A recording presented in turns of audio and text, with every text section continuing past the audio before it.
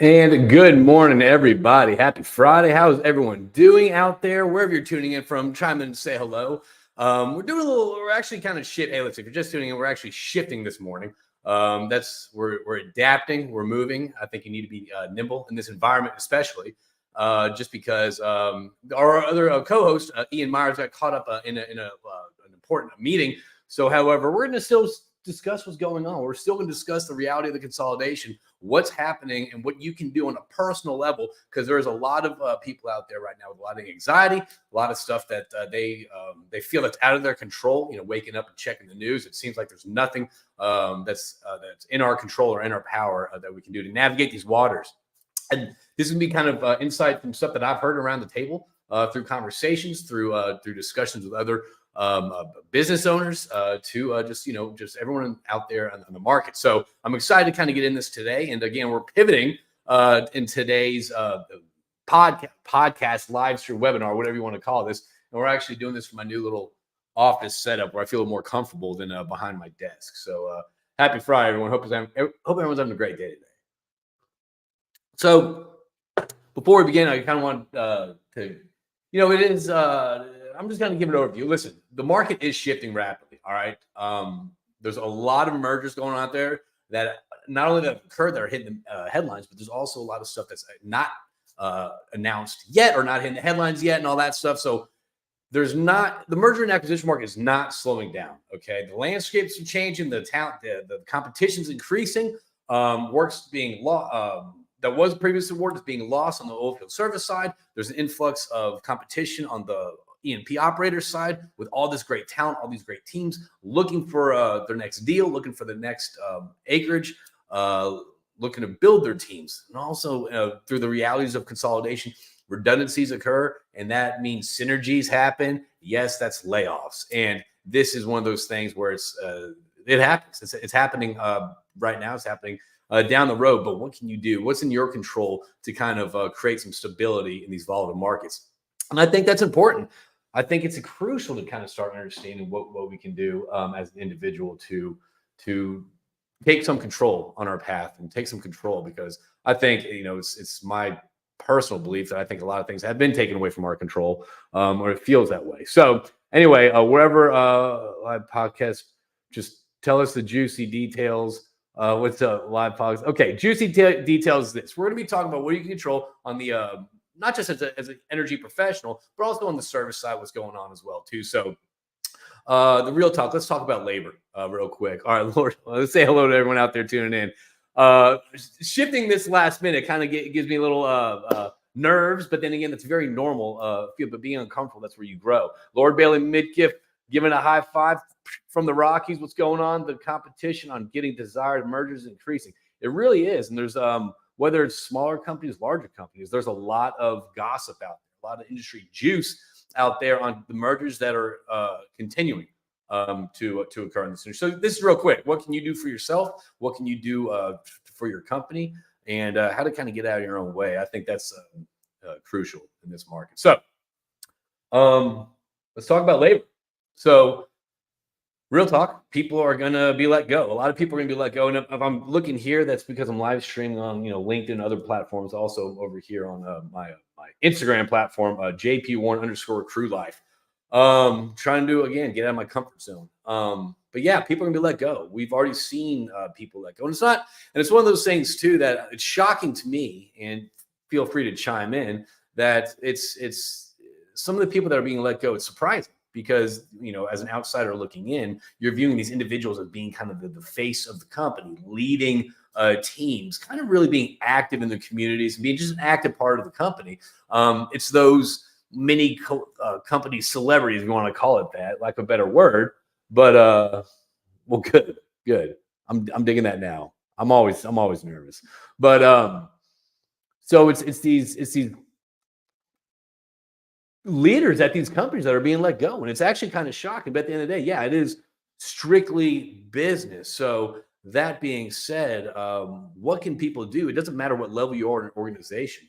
A lot of times, whenever I'm trying to reach out to a potential E&P operator, to come join a crew club event, for example, to network, to build quality connections in the E&P community. It's sometimes it's met with a little resistance. It's like, hey, listen, I'm okay right now. I'm at this position, this company. I'm pretty good. I really don't need to build my networks. But I often say this: networking, literally, whether you're on the service side, operator side, or whatever industry you're in, networking is a lot like planting a garden. I've never gardened before, but it's a good analogy. Go with me here. You never plant a garden whenever you're hungry, whenever you're starving for food, whenever you really, really, really need it for survival. You plant it when you want it, when you have the time, when you have the honey-do list to do. So again, that's just like your networks. There's a lot of people that you reach out to try to get to these events or try to connect with, and whether it's their level at a company or whether it's just their, life gets in the way, which I understand. Oftentimes they're held back from attending these events only when the headlines and their company name is on the headlines about the consolidation. That's kind of when people start reaching out. That's when people say, hey, look, let's connect. I'm going to have more time to network. I probably should have been building up this previously. I love it because the realization of the importance of networking is there. However, it's one of those things too. It's like, hey, that's great. You're looking to get involved. Now, I still say come get involved. That being said, let's talk about how you're building your networks besides, crew club events, for example, because since I've started reaching out to you till now, there's a lot of talented people out there on the market. There's a lot of people looking that can do your job, whether just as good or even better. The thing is, though, there's a lot of talent out there. So again, networking when you need, it's like an insurance tree. It's great when you don't need it, but it's important when you want to have it. So the best time to plan it was what? Yesterday. The second best time is today. So what can you do as an individual to build your networks, to kind of create some sense of stability in a volatile market during this time? That's networking. I just had breakfast with some summer interns with Intelligent Wellhead Systems who are investing in not only the people, but their interns.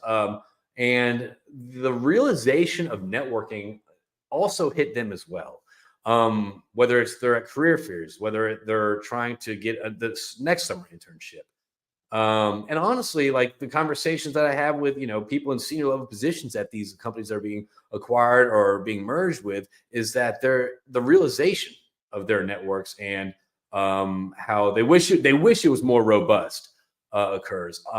Even with companies trying to find their new deals, their new acreage after they sold. The common theme that keeps popping up is we're not finding deals unless we have good networks. We're not going to be first on the table unless we have good networks. Networks matter. I don't care if you're in the deal flow position. I don't care if you're in the job hunt position. I don't care if you're trying to get work. Your networks matter, and we're going to talk about how to grow it and how you should grow it strategically. Time is spent. Time is kind of flattened and pulled and stretched in for a lot of people. It's a lot of do more with less. So let's do that. Let's meet more with less effort, but let's be intentional about our actions. All right. Let's see what the kind, sweet comments here said. First off, Bailey, great dad joke. Life's a garden, dig it. The Canadian tuxedo jacket is money. That's a USD, not Canadian dollars. Appreciate you, Justin. So anyway, this is for you, Justin. Justin's been a huge help in my personal life, kind of guiding.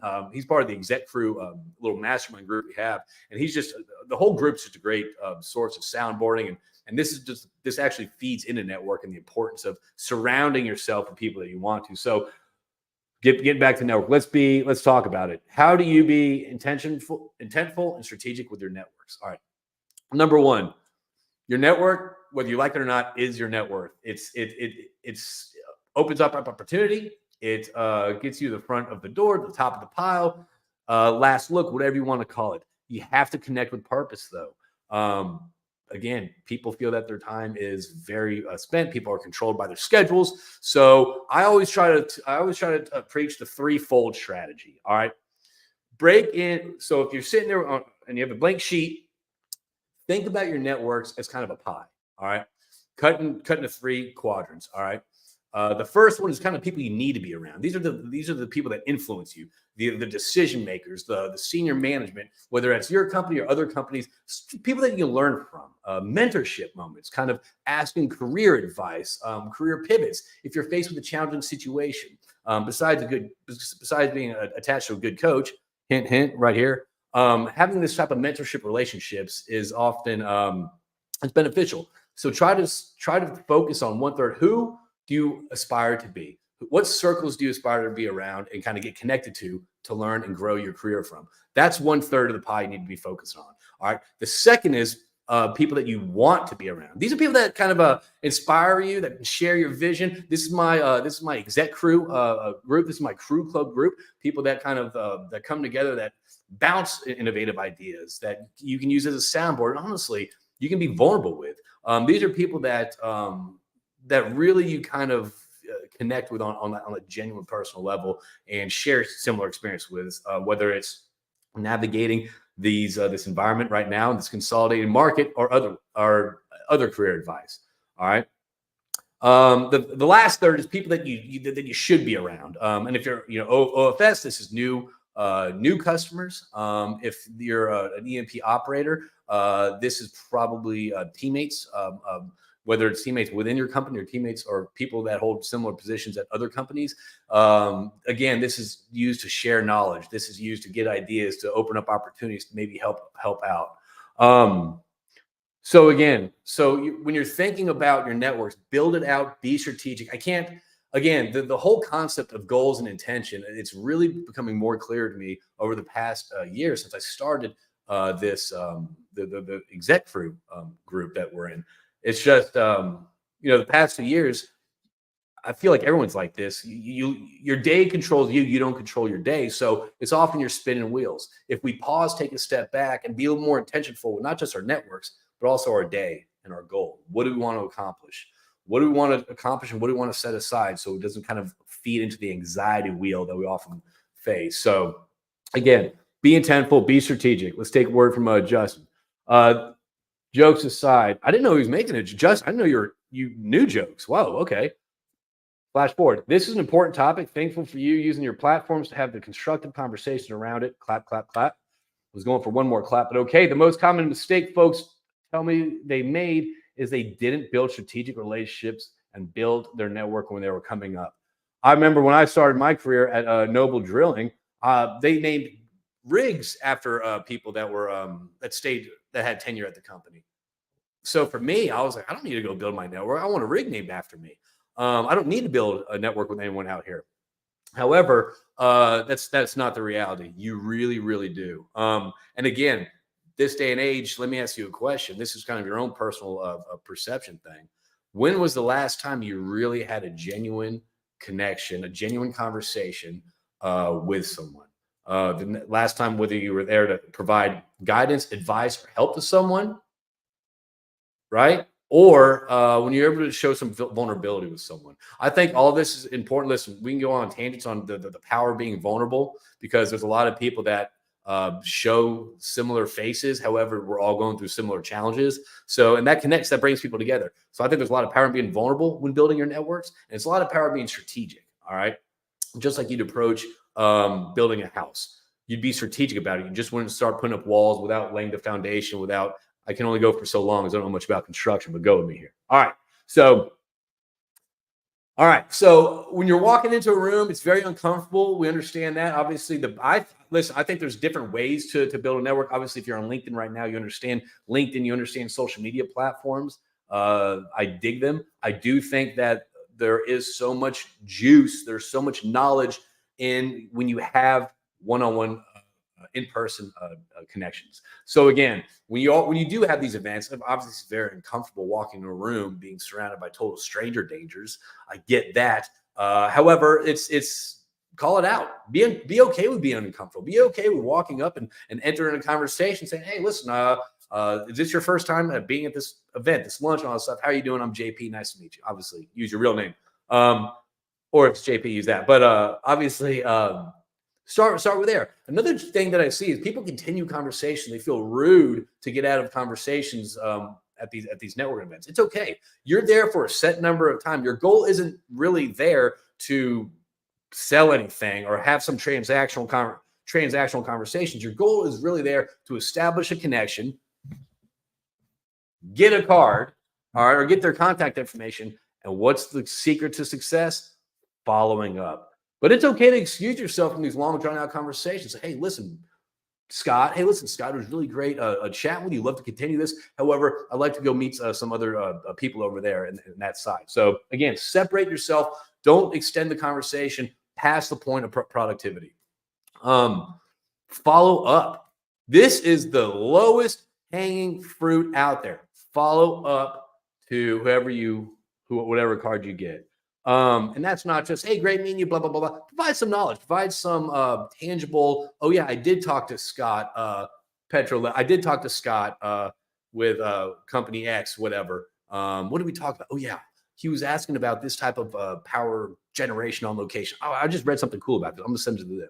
So again, follow up with heart, show that you care and build that relationship. Otherwise, the potential for a follow-up meeting is probably less likely. Another thing that I tell people when networking, there's always a balance between personalities. There's always extroverts and introverts, and I'm guilty of this. I know that. Just ask my wonderful wife. I'm guilty of this, that whenever there's a silence in the conversation, I try to fill it. I don't think there's been any silence in this conversation, but when you're approaching a networking event, whether it's large number of people or small number of people, understand that that person may be an introvert, and whether they're being quiet, they might be assembling their thoughts or their insight to provide back for you. So allow space for conversations to flow. Allow space for the other person to maybe fill in some information. So, for example, oilfield service side, I think it's plagued with this constant transactional sale. They see an operator come in the room, it's chum in the water. Hey, when you picking this rig up? When you getting this frac footing? Hey, when you doing this? That's transactional. No one likes to be sold to. I don't even like being sold to when I'm looking for a car and I walk into a car dealership. So watch out how you talk to people. Watch out how, pay attention to the silence. That silence allows for more conversation to flow. So you need to connect more. I remember we had an event, and we had people talking at the table, and after the event, I was talking to the topic facilitator. She's like, "That was a great event. I would love to hear from X and X person in the room."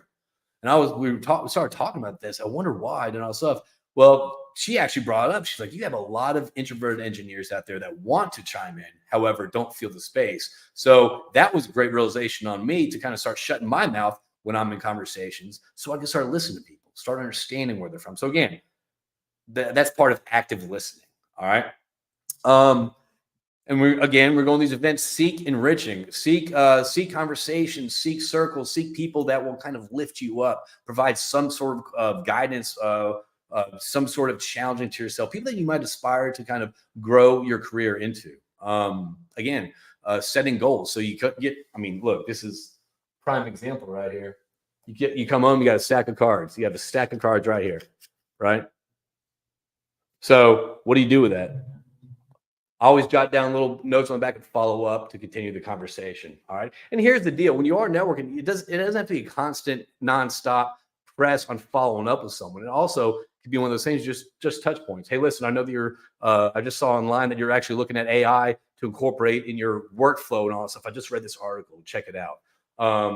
So provide, little nuggets of unique kind of value right there. And again, this is something that is in your control. There's a lot of opportunities out there. There's actually a crazy amount of opportunities out there to get out there and start networking people. Where do you start? You're an introverted engineer behind a desk that you really don't want to kind of venture out. You don't feel like at the time. Start with your company. Start with your teams. Start with people that sit across the aisle. If you're drilling, talk to completions. If you're completions, talk to production. I remember Kate Hyken, who actually did that sound when she was on my first podcast. She had she's like, we all have our we all have our focal points that we need to do, our end goals.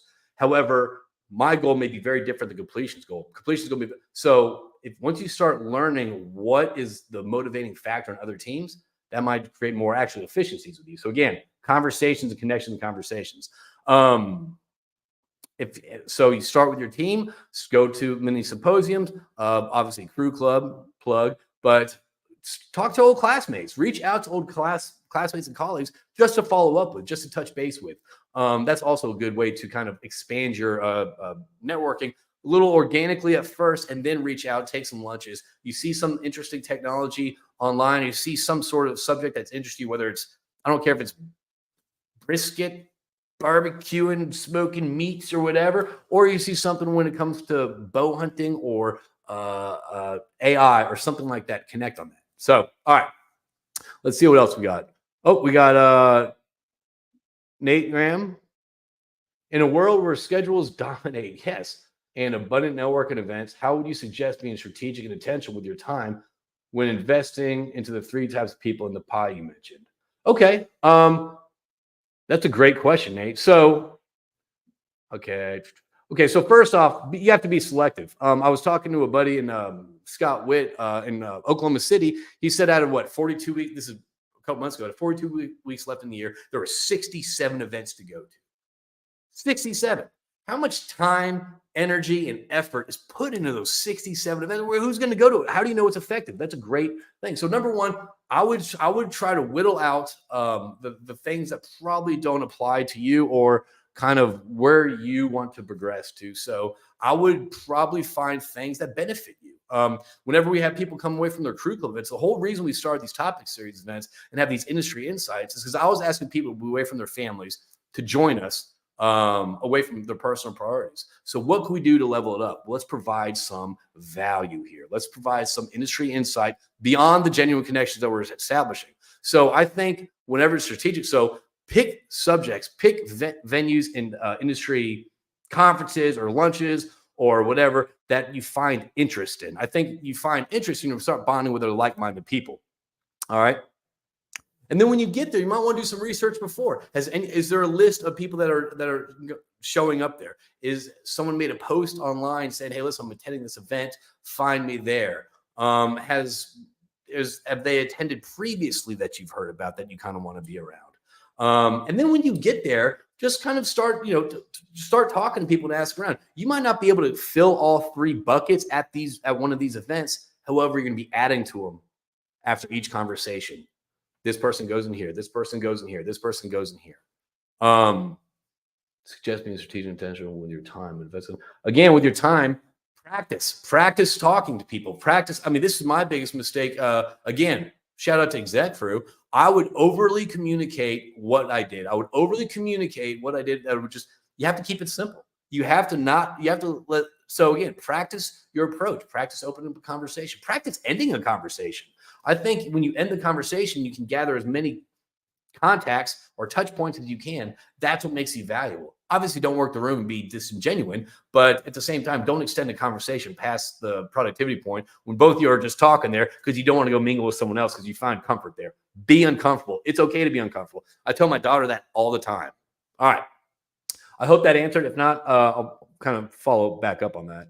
But yeah, I mean, there's a lot of great industry conferences out there. There's a lot of great lunches out there. I mean, there's so many to choose from. So it's, again, when you are strategic, I would pick subjects or topics that you find interesting, because you do that. Those are going to draw the people that you want to be. Those are going to fill your pie up, and you're going to start communicating with like-minded people that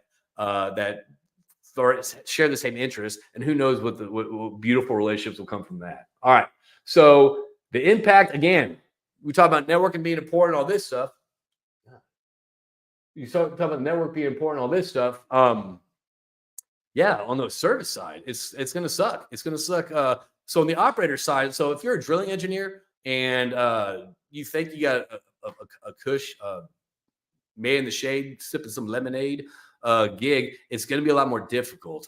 This is why. So what is it, 20-30% reduction in workforce? So not only as an E&P operator, your networks are so crucial. As any professional, your networks are so crucial. But on the service side, let's look at this.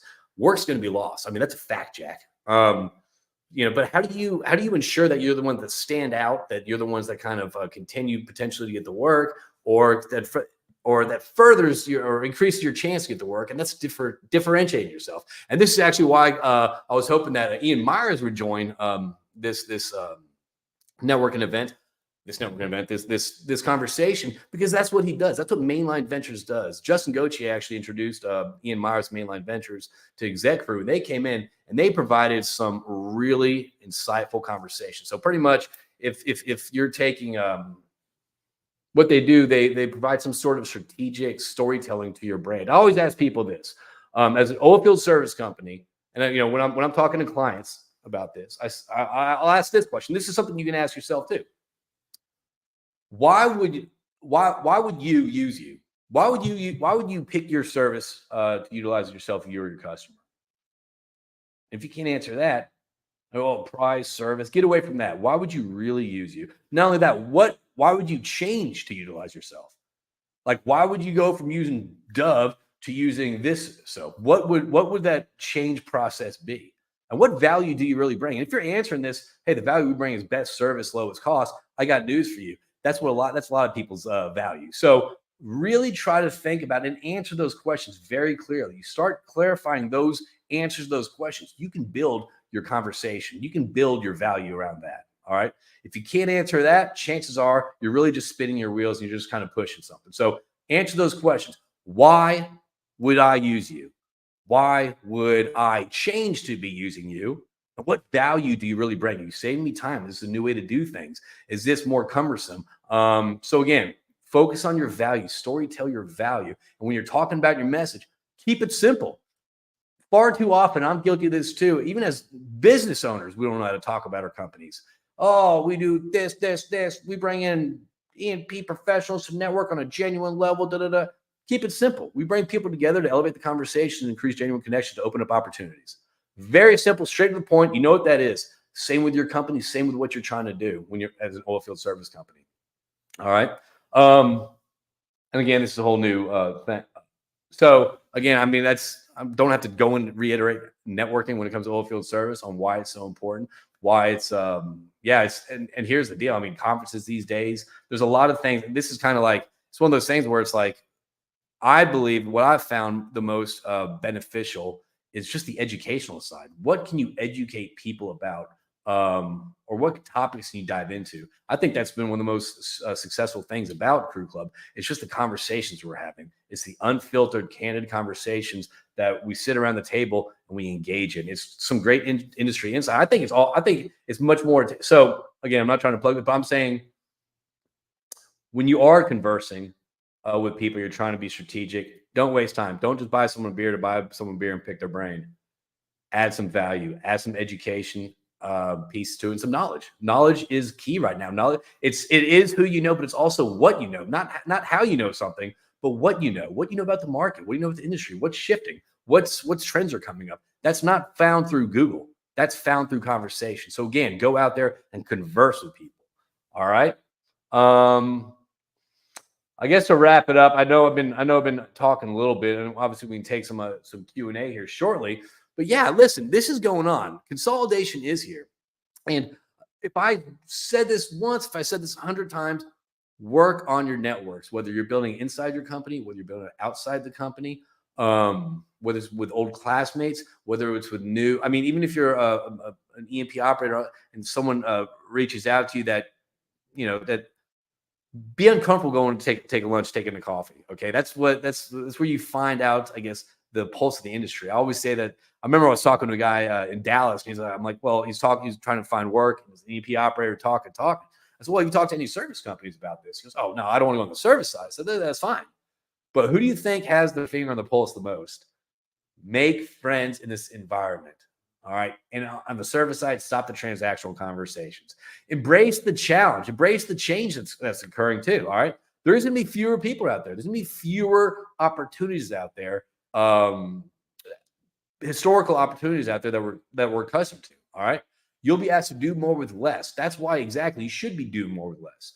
Be more effective with your networking with less time, with less energy, without going to 67 different industry events to the end of the year. And also it's inspiring because it's going to produce some innovation. I think whenever this market constricts like this, I think it's going to provide some pressures that are going to force some innovation to grow. So that's going to be, it's exciting. It's scary, but again, it's just part of it. So what else do I have here to kind of wrap it up? Yeah, I mean, cost is continued to be king. However, cost management is queen. Again, I always say move away from the lowest cost conversations, because to me, that's just kind of a barrier. It's a good excuse to say no. So again, if you can pull away from the topic of price and more talk about value and really what you're bringing and not really BS them, that's going to bring a lot more home. Because at the end of the day, we're not really drilling much cheaper. The margins are stripped. They're gone. They're already gone. You can't pull over anymore. We're already pulled over. So the question is this: it's cost management now. So how can you provide something besides lowest cost? All right.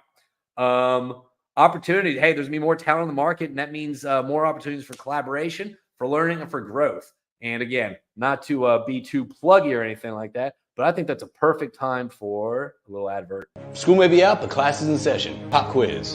Which environment as a student is more conducive for a learning environment? This or this? And as an E&P professional, which environment is more conducive for you to not only learn, but also to connect? This type of environment where you're being talked to and a number in the crowd? Or this environment where you sit around with a bunch of your peers and talk drilling efficiencies?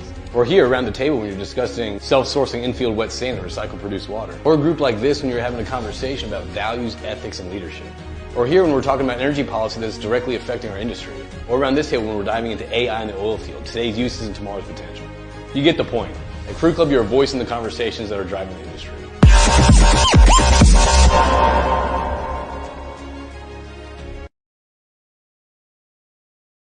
I don't know. Sorry, that's right. Anyway, little EDM. Yeah, listen, this is your call to action. I'm willing to take some, let's take some Q&A if y'all have it. So listen, there's a lot of things that are scary out there. This is your time, though, to rise, to do something. You know, Nate brought a point that a lot of people, that their day controls them. Don't just have intention with your networks. Have intention with your days. Start your days off. Allow some space. And I always talk, whether it's the exec crew, mastermind group, or whether it's people kind of getting out there. We all know people whose day controls them versus we controlling our days. How do you do that? It's intention. Start your mornings a little bit early. Have some personal space where you're not waking up on your phone, getting the emails, putting out fires. Once this mode happens, then you're just doing the activities to keep the wheel spinning. You're not doing anything to grow. So you're not doing anything to kind of build that ramp to level up. So start your day with a little bit of pause. Wake up, have an hour, 30 minutes, pause, reflect, set your day with intentions. Hit your 3 goals, your 3 action items that you can do that day. The rest is just noise and details. I often get lost. It's kind of like scrolling social media or creating content. I always get lost in the little activities, but not the actions. Another thing that we've been talking about lately a lot is think of a goal. Think of a goal that you can get out that you would like to do by the end of summer. A simple goal. It doesn't have to be, I want a 6-pack, but start small, because you're not going to rise to your goal. You're going to rise your standards to reach your goal. So again, do some actionable items for your goals. Break it down into 5 or 6 actionable items that you can control, that you can take action on. And remember, your outcome isn't your goal. So my outcome wouldn't be to sell $5 million. My goal would be to have this many meetings, talk about this, make this many posts, have this many events. That is a goal, a thing that you can control. All right. So, and what else? Yeah, listen. Again, I think there's been so much control that's felt stripped over the past 4 years from us, where it's like we're kind of we're not serving ourselves. I feel like, whether it's, there's been a lot of stuff that's taken out of control. I think now it's time to actually take some personal accountability, some control, not on just who you're networking with, on who you're surrounding yourself with. I think who you're surrounding yourself with changes your attitude. It changes how you talk about kind of the environment, how you talk about challenges, the world, collaboration. Again, that's leveling up who you're talking to, your surroundings, your input. And again, setting some goals for yourself and some actionable items that you can take care of, that you can accomplish. And not only that, celebrate those accomplishments, because you did it. I don't care how small it is. How often does, we have a full day of something, we have 2 great things that happen, and we have 1 bad thing that happens. We focus on the bad thing. Bring it back. Focus on the celebration. Celebrate your success, because that's going to keep you motivated when literally no one else is there. So do what you can control and celebrate your growth. All right. So let's see what else we got. All right. I like your commercial. I'll take that. Always interested to know how people / you grow your network on LinkedIn social media. Okay. Yeah, I dig it. I think this is a great question. We actually had this conversation with the interns at the Intelligent Wellhead Systems when we did our Emergent Energy Professionals Workshop. If you're interested in that, that's kind of a quick snapshot on goals, limiting beliefs, sales, personal branding, content, LinkedIn brand building. If you're interested in that, reach out to me. We can always discuss that further. But I think it's content. Content is king. And again, when it comes to content, it doesn't have to be perfect. Don't miss greatness for perfection. I had breakfast with this morning with the Intelligent Wellhead Systems interns, and it's one of those things. There's kind of a formula. All right, you're storytelling. You're building your personal brand. Okay. So when you're doing it, so start broad. Tell your story. All right. Here's Justin. Let me see if yeah. So Justin says, Shelby, great question. Create content around things you're passionate about and have a good understanding around. Position yourself as an authority through thought leadership. This could be a short form content or long form, such as a podcast. Couldn't agree more. Couldn't agree more. And even if it's one of those things where it's like, even if you, I think this is perfect. This is one layer of it.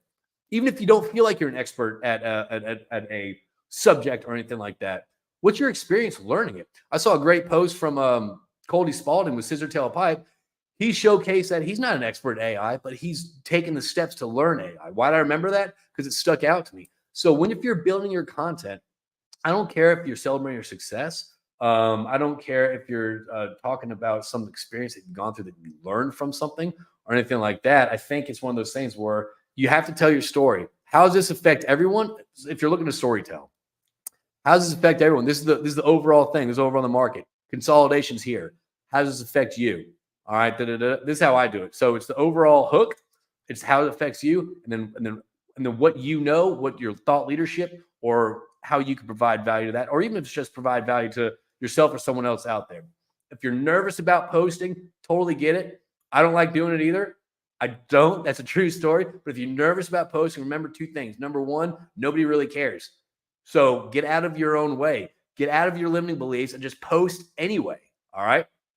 You're going to be just like, you're going to want to post. So first off, no one cares. If you think people care, that's okay, because it'll probably go away within 5 seconds when you keep scrolling. So again, have confidence. Post content that you think could benefit one person. If you benefit one person out there, then your post was successful. So I don't care if you give them advice about getting your shoes wide as possible, or drilling a well, whatever.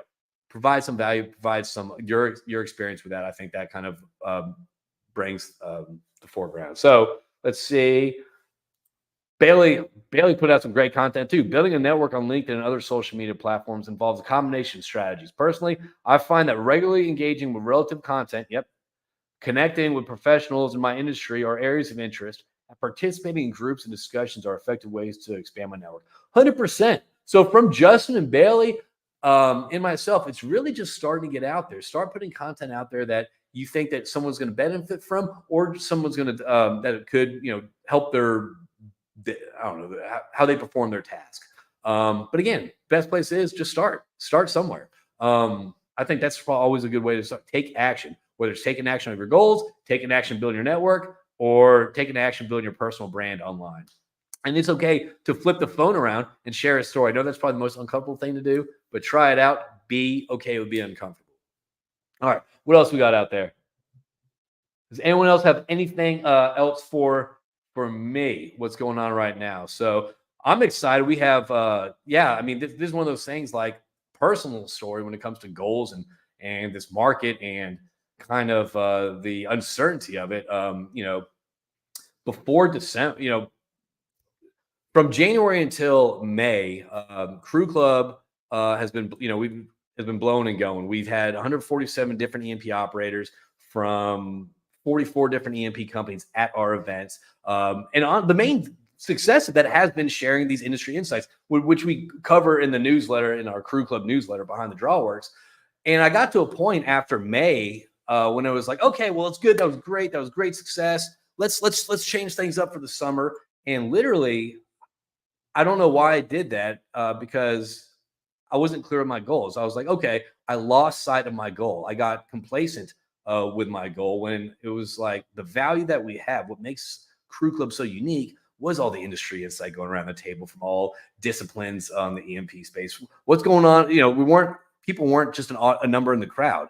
They were part of the conversation. I stopped that. I said, okay, well, let's change it up this summer. Let's just have kind of a casual happy hour things. We bring in EMP professionals, club members, and like SPE students. However, I realized that, through conversations with, exec crew and again, Justin, the bread and butter right there was the knowledge sharing, was getting people to come together and connect and have conversations. So I've had to, again, I have a whiteboard right there with 3 goals every day on what I need to do to not reposition, but recommunicate kind of, hey, listen, we're continuing these topic series, but we're going to be having during lunch. So we're actually shifting the summer and we're going to go back in the fall. So again, for me, that's staying consistent with my goals. That's not waking up and thinking, I got to do this. I got to tell everyone we got to do this. Go do that. That's really slowing things down and sticking with the process and realizing that, hey, listen, this goal, whether it's Crew Club, whether it's building your networks, whether it's building your online brand, is going to take time. It's going to take energy and effort throughout each day. Just keep it consistent. Keep it consistent. Whether it's your goals, whether it's marching forward, and same with me. Keep building these little mini symposiums. Keep building these knowledge sharing opportunities for people to get with. So I think for me, whenever I have anxiety that's coursing through my blood, I have 18 cups of coffee. No, I don't. Whenever I have all this anxiety rushing through my brain, the best thing that I can do is pause, assess, reflect, put action items down, take action against those items. I got to do this, this, and this today. That's what I have to do to move the needle. Do that. And if I want to do something else, I can. But if I'm not taking action, I'll find myself spending time on doing other stuff versus stuff that actually drives the bus forward. So again, for me, it's a lot of focus. It's setting my day with intention. What do I have to do today? But also not only that, it's also separating and being a father, being a husband, being a friend on the other side, not having that consume me. So again, I'm learning a lot about consistency when it comes to goals, consistency when it comes to communication and clarity of communication, and also taking action. My imposter syndrome, I often procrastinate a lot. I often do things 90. There's a lot of my imposter syndrome limiting beliefs that kind of hold me back a little bit from seeing tasks through. And if I set my day with intention and I put clear goals down, and not only that, I celebrate the successes, that just diminishes the imposter syndrome a little bit more day by day. So again, I want to thank everyone out there. If you're interested into connecting into the EMP operator community, we have memberships available at Crew Club. It's a monthly subscription that we're offering. And again, we're doing growth workshop lunches these summers. Again, it's all about connection and growth. And then in the fall, we're kicking up our topic series and other engaging events as well. Again, if you exec crew, if you're interested in training, coaching, or potentially being a member of the mastermind community, let me know too. Again, I'm really enjoying the connection side of thing. I found the purpose is not only just connecting people that should be connected, but it's also sharing knowledge and sharing and just elevating conversations through every interaction. So I'm really digging that side. I want everyone out there to have a great rest of the Friday. Thank you for tuning in. If you have any questions, you want to follow up with me, please reach out to me. And I think I'm going to turn this to an Energy Crew podcast. I really did dig this conversation with everyone out there today. So find Energy Crew podcast out there if you'd like. Check it out. We try to keep it short, try to keep it sweet, try to keep it all over the board to keep you interested. For the Energy EMP community, check out Crew Club and also Exec Crew. But until then, everyone have a great day. Thank you so much for tuning in. And again, check out Ian Myers, the Mainline Ventures. They're busy. They're making waves. They're helping businesses stand out and differentiate themselves. And they're fascinating stuff. I love aligning with companies and people that try to level up the playing field, that really try to differentiate what are we doing for you differently than everyone else is doing. How are we make you different than all of your competition, aka Crew Club. All right, y'all. Y'all be good. Y'all have a great day. Stay positive. Be intentional and take some action. You got this.